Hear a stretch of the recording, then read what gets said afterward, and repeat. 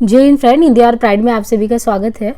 Friends, यहाँ पे हम TGT PGT Hindi practice set लेकर चल रहे हैं और आज जो हमारा विषय है, आज का टॉपिक है रस संबंधी। प्रीवियस में जो भी क्वेश्चन आए हैं हम उन पर डिस्कशन करने वाले हैं। तो यहाँ पे देखिए जो रस संबंधी टॉपिक से क्वेश्चन आते हैं,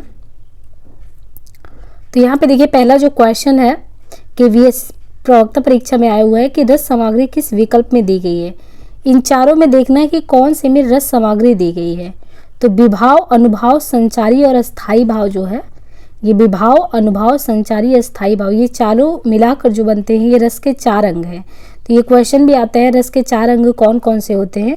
तो रस के 4 अंग के रूप में हम अस्थाई भाव, विभाव, अनुभाव तथा संचारी भाव को देखते हैं। और संचारी भाव को व्यभिचारी भाव भी कहते हैं, तो इसको भी ध्यान रखना है। तो एक तो क्वेश्चन हो गया कि रस के कितने अंग होते हैं। तो रस के 4 अंग, अस्थाई भाव, विभाव, अनुभाव तथा संचारी भाव। दूसरा, संचारी भाव को ही व्यभिचारी भाव भी कहते हैं। नाट्य शास्त्र में भरत मुनि ने रस की व्याख्या करते हुए कहा है, विभावानुभावा व्यभिचारी संयोग दृशः निष्पत्ति। अर्थात विभाव, अनुभाव, व्यभिचारी के संयोग से क्या होता है, रस की निष्पत्ति होती है।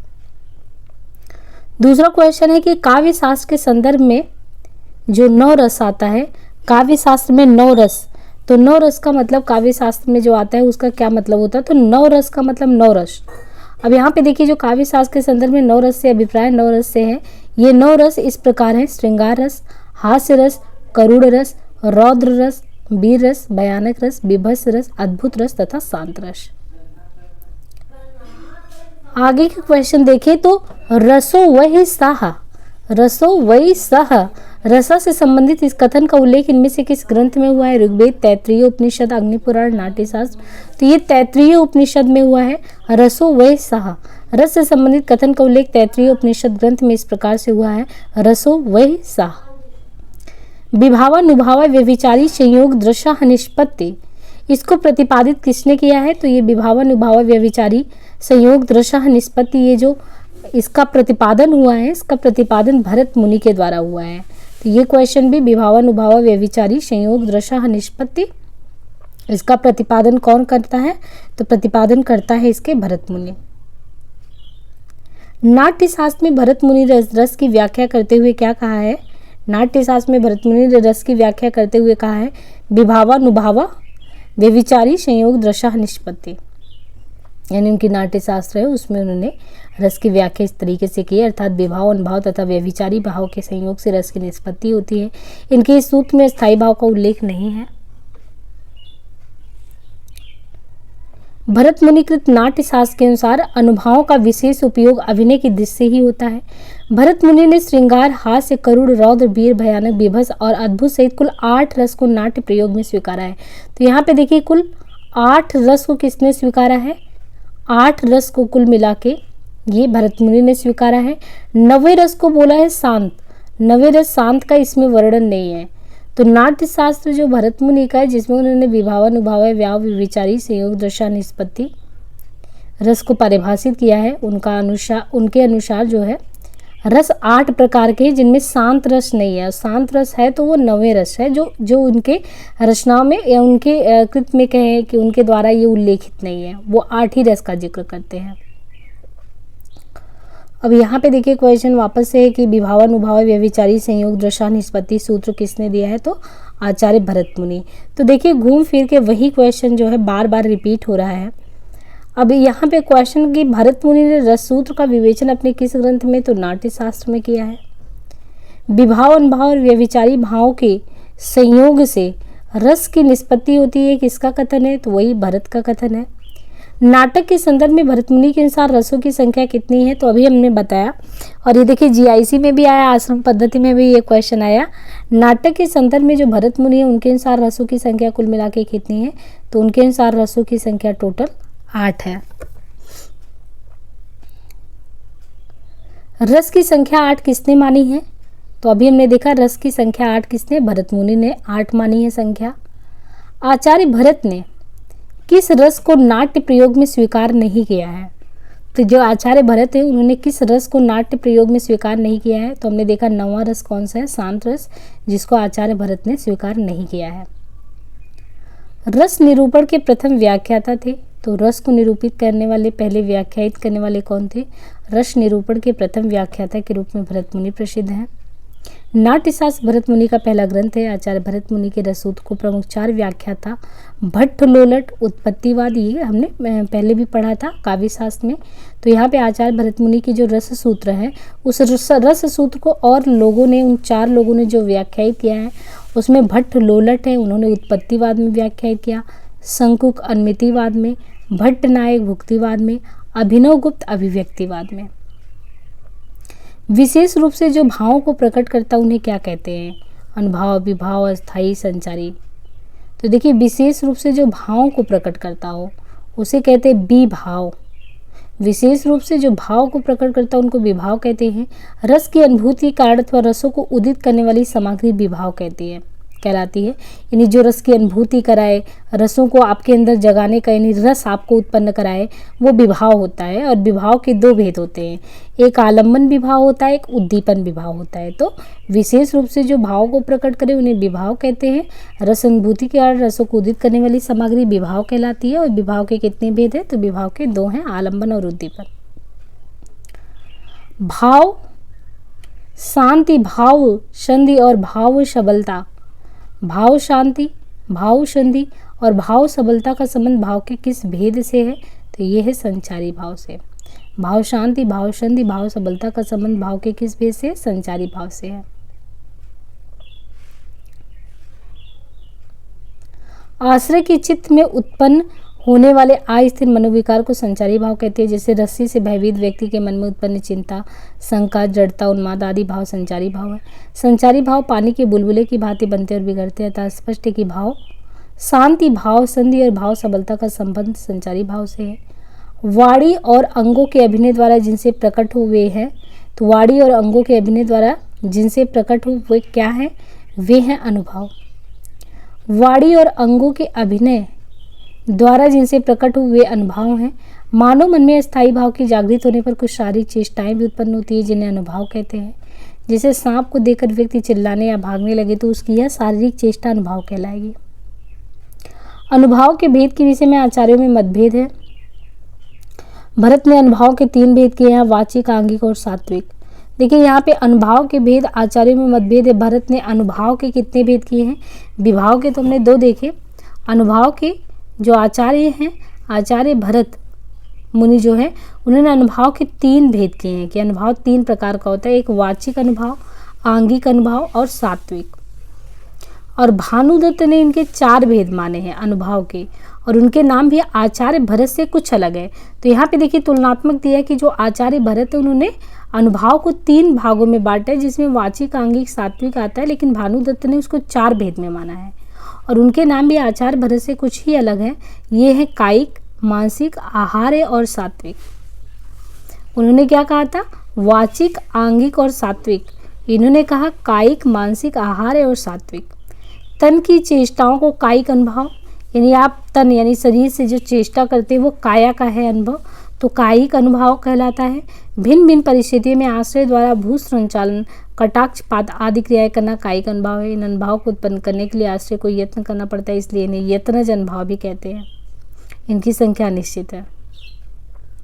मन की चेष्टाएं मानसिक अनुभव कहलाती है। अंतःकरण की भावना के अनुकूल मन में हर्ष, विषाद आदि के उद्वेलन को मानसिक अनुभव कहते हैं। मन के भाव के अनुकूल भिन्न भिन्न प्रकार की कृत्रिम वेशभूषा धारण करने को आहार अनुभव कहते हैं। सात्विक अनुभव वे होते हैं जो सहज स्वाभाविक रूप से उत्पन्न होते हैं। इनके उत्पन्न होने में आश्रय का कोई यत्न नहीं करना पड़ता था। इन्हें आयतनज अनुभव भी कहते हैं। इनकी संख्या 8 है। स्तंभ, स्वेद, रोमांच, स्वरभंग, प्रकम्प, विपेतु, वैवर्ण, रंगहीनता, अश्रु, प्रलय, मूर्छा। रोमांच किस तरह का अनुभव है? तो रोमांच जो है ये सात्विक है। वेशभूषा से जो भाव प्रदर्शित किए जाते हैं उन्हें क्या कहा जाता है? तो उनको आहार्य कहते हैं। वेशभूषा से जो भाव प्रदर्शित होता है, यानी जो आप पहनावा पहनते हैं तो अगर उससे जो भाव प्रदर्शित होता है ना, उसको आहार कहते हैं।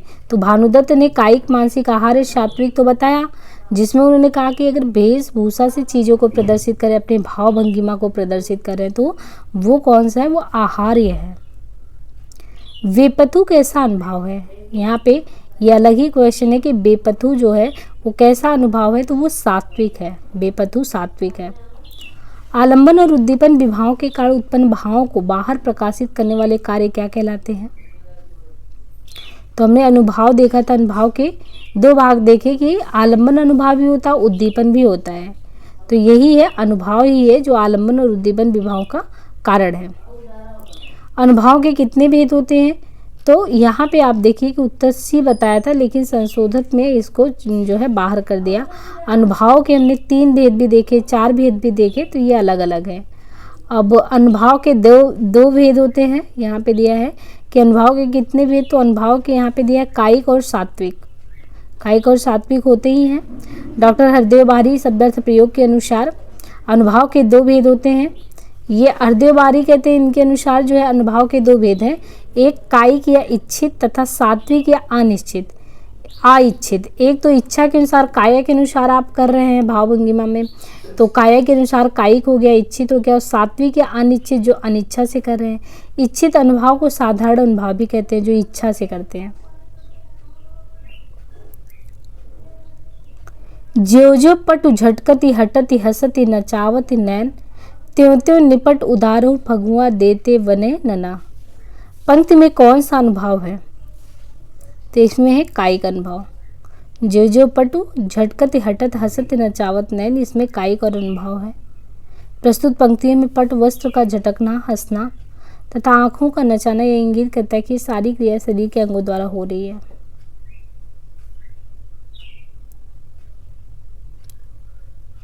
आचार्य देव ने किस भाव को 34वां संचारी भाव कहा है? तो जो आचार्य देव हैं, आचार्य देव ने किस भाव को 34वां संचारी भाव कहा है? तो उन्होंने छल को कहा है। आश्रय के हृदय में उत्पन्न होने वाले अस्थिर मनोविकारों को क्या कहते हैं? हृदय के जो आश्रय में उत्पन्न होने वाले अस्थिर, जो स्थिर नहीं होते मनोविकार, उनको संचारी कहते हैं। और ये संचारी इसलिए कहे जाते हैं क्योंकि ये स्थिर नहीं होते, संचरण करते, बीच बीच में प्रकट होते हैं, फिर विलीन हो जाते हैं। इनसे स्थायी भाव की पुष्टि होती है, इनको व्यभिचारी भाव भी कहते हैं। ये 33 है, वैसे तो संचारी का 33 ही है, लेकिन जो देव कवि हैं इन्होंने एक छल नामक जो है एक और संचारी भाव ढूंढ निकाला, जिसे वे 34वां बोले। तो अभी देखिए देव के एक जोड़ने के बाद ये 34 हो गया, हालांकि इसकी संख्या 33 ही है। और संचारी भाव के बारे में हमने बताया, संचारी भाव क्या होते हैं? जो स्थिर नहीं होता है। ये क्वेश्चन फिर से पूछा कि कितने होते हैं संख्या में रसों के संचारी भाव? तो 33, कुल 33 है, और 33 के नाम भी बताए गए हैं जो आपको पहचानने आना चाहिए। ऑप्शन में ये दे सकता है कि इनमें से कौन सा संचारी भाव नहीं है। अब यहाँ पे जैसे हर्ष, चिंता, हर्ष में खुशी होती है, चिंता भी है, तो एक तरफ हर्ष है, दूसरी तरफ चिंता है। तीसरा गर्व है, तो चिंता भी है, हर्ष भी है, गर्व भी है, जड़ता भी है। विबोध, विबोध को कहते हैं चैतन्य या लाभ। मोह, स्मृति, मरण, व्याधि यानी रोग, मद, श्रम, आवेग, दीनता, शंका, उत्सुकता, विषाद, त्रास, त्रास को भय या व्यग्रता भी कह सकते हैं। इनके अलावा मति, असूया, उग्रता, निर्वेद, आलसी, उन्माद, व्रीड़ा, व्रीड़ा मीन्स क्या होता है? लज्जा, ये भी है। ग्लानि, स्वप्न, चपलता, धृति, अमर्ष, अमर्ष मीन्स क्या होता है? जैसे व्रीड़ा मीन्स लज्जा होता है, ऐसे अमर्ष का अर्थ होता है असहनशीलता। और निद्रा, औहिता, भाव को छिपाना, अपस्मार, मूर्छा तथा वितर्क।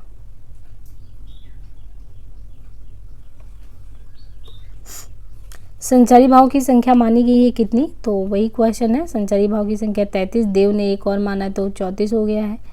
संचारी भाव की संख्या कितनी है? वही क्वेश्चन रिपीट है, 33। अब यहाँ पे देखिए अपस्मार क्या है? अभी हमने देखा था अपस्मार, क्योंकि ये थोड़े अलग है ना, तो फिर पहचानने में प्रॉब्लम होगी, इसके अर्थ भी नहीं समझ में आएंगे।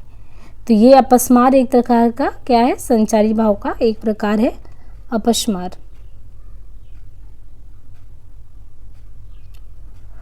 सूची 1 को 2 से सुमेलित कीजिए। रस और अस्थायी भाव, श्रृंगार, अद्भुत, शांत, वीर।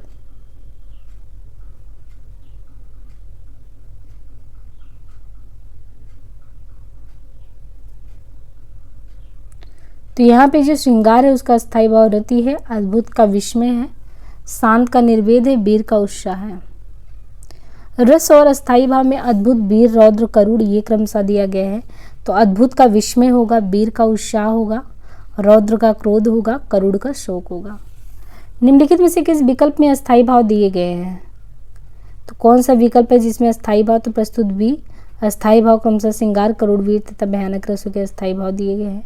निम्नलिखित में से कौन सा अस्थाई भाव नहीं है? जुगुप्सा, हास, विषाद, निर्वेद। कौन सा स्थाई भाव नहीं है इसमें? तो अस्थाई भाव विषाद किसी भी रस का स्थाई भाव नहीं है। ये निर्वेद भी है, हास भी है, जुगुप्सा भी है, लेकिन विषाद नहीं है। जुगुप्सा विभत्स रस शांत, जुगुप्सा विभत्स रस निर्वेद, शांत रस तथा हास्य रस का स्थायी भाव ये है, लेकिन विषाद किसी भी रस का स्थायी भाव नहीं है। वीर रस का स्थायी भाव फिर क्या है? वीर का उत्साह होगा। वीर रस का स्थायी भाव उत्साह होता है। वीर रस के 4 भेद होते हैं, युद्ध वीर, दान वीर, धन वीर, दया वीर। तो यहाँ पे देखिए वीर रस के भी 4 भेद बताए गए हैं कि वीर रस के कितने भेद होते हैं? तो 4। अब उन चारों में युद्ध का वीर, दान वीर, धन वीर, दया वीर। और करुण रस का स्थायी भाव शोक होता है, भयानक का भय तथा शांत रस का सम, शांत का निर्वेद भी होता है। वीर रस का स्थायी भाव उत्साह है। निर्वेद किसका है? तो निर्वेद शांत का होता है। वीरों का कैसा हो वसंत में किस रस की सृष्टि हुई है? वीरों का कैसा हो वसंत? ये वीर रस।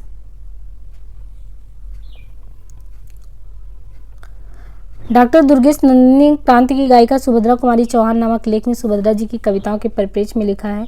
सुभद्रा जी की राष्ट्रीय कविताएं क्रांति के जयघोष से गुंजरित हो रही हैं। वीरों का कैसा हो वसंत कविता में भारतीय इतिहास के वीर पुरुषों एवं घटनाओं का नाम लेकर लंका एवं कुरुक्षेत्र का स्मरण कर त्रेता एवं द्वापर युग की वीरता के महत्व का अंकन करते हुए स्पष्ट किया कि वसंत पर्व को रक्त पर्व के रूप में मनाया जाना चाहिए। अतः स्पष्ट उपयुक्त पंक्ति में वीर रस है। किस रस का संचारी भाव उग्रता, गर्व और हर्ष है?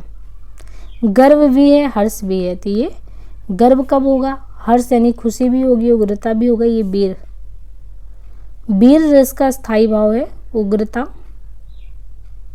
यानी जो वीर रस है इसका स्थायी भाव उग्रता भी है, हर्ष भी है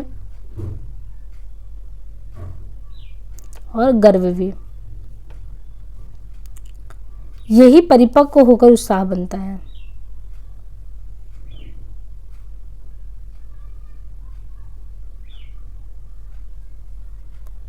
विभत्स रस का स्थायी भाव इसमें से क्या है? तो विभत्स का जुगुप्सा है। विभत्स रस का स्थायी भाव जुगुप्सा होता है। जब जुगुप्सा नामक स्थायी भाव विभाव आदि भाव की परिपक्वता होती है तब यह रस उत्पन्न होता है। शोक करुण रस का स्थायी भाव है। इसी प्रकार विस्मय अद्भुत रस का। किस रस का स्थायी भाव जुगुप्सा है? तो अभी देखा विभत्स का जुगुप्सा है। वापस से वही क्वेश्चन, विभत्स का जुगुप्सा होगा। जुगुप्सा किस रस का स्थायी भाव है? तो विभत्स का। जुगुप्सा का स्थायी भाव क्या होता है? तो वही क्वेश्चन है, विभत्स का जुगुप्सा, जुगुप्सा का विभत्स। अद्भुत रस का स्थायी भाव क्या होता है? इसमें जो अद्भुत रस है तो अद्भुत रस का विस्मय। अद्भुत रस का स्थायी भाव विस्मय या आश्चर्य होता है। जुगुप्सा विभत्स रस का स्थायी भाव। इसी प्रकार क्रोध तथा निर्वेद, क्रोध रौद्र का तथा शांत रस का निर्वेद। अद्भुत रस का स्थायी भाव इसमें से क्या है? अद्भुत का विस्मय है। विस्मय या आश्चर्य किस रस का स्थायी भाव है? तो ये दोनों ही अद्भुत का है। शांत रस का स्थायी भाव क्या है इसमें से? तो शांत का निर्वेद होगा। निर्वेद का स्थायी भाव इनमें से क्या है? निर्वेद का, तो निर्वेद का शांत रस। राम को रूप निहारत जानकी, कंकन के नख की परिछाई। उपयुक्त पंक्ति में कौन सा रस है? तो इसमें जो है श्रृंगार रस है। प्रस्तुत पंक्ति में श्रृंगार रस यहाँ राम आलम्बन, सीता आश्रय, कंबन के नग में परछाई देखना, उद्दीपन, राम की परछाई को देखना आदि अनुभाव, स्तंभ, हर्ष आदि संचारी भाव अस्थायी भाव के रूप में यहाँ विद्यमान है। श्रृंगार रस का स्थायी भाव क्या है? श्रृंगार रस का स्थायी भाव रति या प्रेम होता है, जहाँ नायक तथा नायिका के सौंदर्य तथा प्रेम संबंधी वर्णन का जिक्र किया गया होता है। इसके 2 भेद है, संयोग श्रृंगार, वियोग अथवा विप्रलम्ब श्रृंगार। श्रृंगार रस का जो स्थायी भाव वो रति होता है। मेरे तो गिरधर गोपाल दूसरो ना कोई, जाके सिर मोर मुकुट मेरो पति सोई। ये पंक्तियों में कौन सा रस विद्यमान है? तो ये है श्रृंगार रस संबंधी पंक्ति। विप्रलंब श्रृंगार में वियोग की कितनी दशाएं होती हैं? तो विप्रलंब जो श्रृंगार है उसमें वियोग की 10 दशाएं होती हैं। वो 10 जो दशाएं होती हैं उसमें अभिलाषा है, चिंता है, गुणकथन है, स्मृति, उद्वेग, प्रलाप, उन्माद, व्याधि, जड़ता, मरण। अग्नि पुराण में अन्य रसों को श्रृंगार रस का भेद माना गया है, यानी अन्य रस जो होते हैं वो श्रृंगार रस के भेद हैं। और केशव देव आदि आचार्य ने श्रृंगार रस को रसराज कहा है। तो रस को रसराज कहने वालों में से कौन थे? केशव और देव। देव ने श्रृंगार में सभी रसों को बिंबित किया है। तो इस तरीके से कुल 50 क्वेश्चन जो है रस से संबंधित यहाँ पे किए गए हैं। बाकी हम नेक्स्ट पार्ट में करते हैं। चैनल को अपना सपोर्ट जरूर दें। आज के लिए इतना ही, धन्यवाद।